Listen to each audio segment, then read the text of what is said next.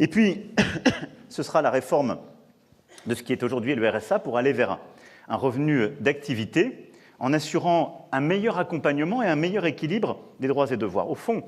ce que je veux qu'on puisse mettre en œuvre, de manière très cohérente d'ailleurs avec ce qu'on a fait avec le plan pauvreté, ce qui a été mis en œuvre de manière expérimentale dans plusieurs territoires, je pense en particulier dans le Nord,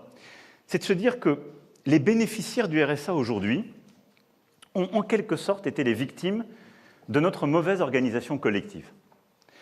Et notre nation s'est organisée d'abord en divisant les compétences,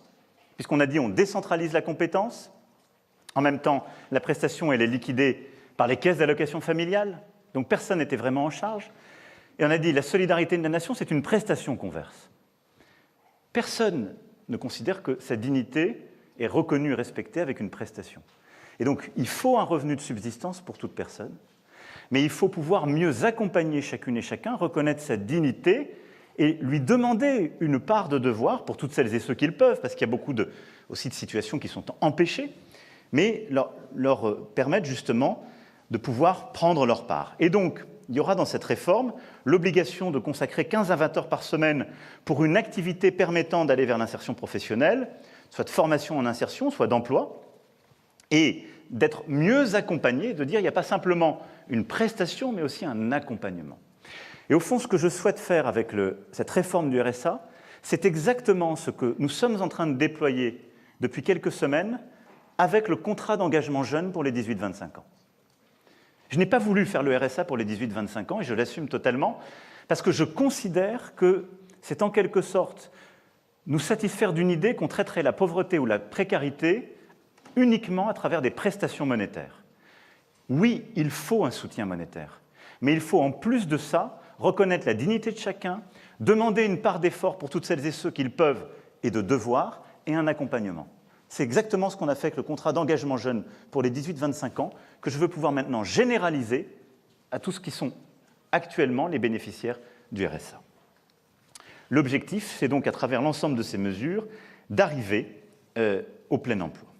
Et puis il y a le travailler plus longtemps. Nous sommes dans une société qui vieillit, c'est une chance, c'est une force de nos sociétés où on améliore le soin, la prévention. Il est donc normal, surtout compte tenu aujourd'hui de la nature des comptes publics, de la réalité, que nous travaillons plus. Et d'ailleurs, les évaluations le montrent, qui sont différentes de celles qui présidaient aux travaux, aux engagements que j'avais pris en 2017. Et en parlant de la réforme des retraites, je parle, je crois, d'une des deux grandes réformes que je n'ai pas pu mener à terme durant ce quinquennat, la pandémie ayant stoppé la réforme qui avait été conduite en première lecture à l'Assemblée nationale au début de l'année 2020.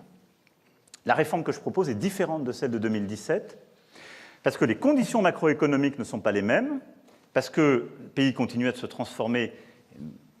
notre environnement aussi, parce que je tire aussi les enseignements de ce qui n'avait pas été compris.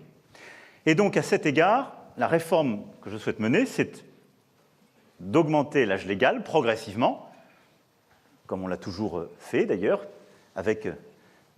un système de trimestre progressif, mais donc de mener cet âge légal jusqu'à 65 ans, de prendre en compte les carrières longues, ce sera un sujet de négociation,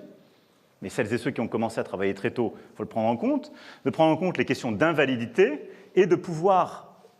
de la manière la plus individuelle possible, prendre en compte aussi la réalité des métiers et des tâches pour avoir un système qui est juste. Donc décalage progressif de l'âge légal à 65 ans, prise en compte de ses spécificités, et, entre autres, pour accompagner cela, un travail qui reposera sur le dialogue social pour, justement, repenser les carrières longues et mobiliser l'ensemble des branches professionnelles contre le chômage des seniors. Avec plusieurs propositions qui sont faites, rémunérer les volontaires proches de la retraite ou à la retraite qui souhaitent faire profiter la société de leur expérience, mais avec un vrai travail qui doit être conduit, et qui est pour moi un fruit du dialogue social par branche et dans les entreprises, pour permettre justement de faire évoluer les dernières parties de carrière, qui est un vrai sujet d'innovation sociale et d'amélioration de la qualité de vie au travail. En parallèle de ça, nous simplifierons et développerons les mécanismes de cumul emploi-retraite. D'une part, en simplifiant les mécanismes de départ progressif vers la retraite, qui existent déjà mais qui doivent être simplifiés, et en permettant de manière beaucoup plus incitative de bénéficier de sa retraite en continuant à cotiser et à gagner des droits à cotisation, ce qui est une des faiblesses du système de cumul actuel, comme vous le savez, que nous proposons que je souhaite lever. Cet ensemble, c'est ce qui nous permet de travailler plus et qui dégage évidemment des économies et de la capacité aussi à créer de la richesse pour notre pays. Voilà les principaux axes, d'un point de vue donc économique, qui nous permettront de renforcer l'indépendance de la nation.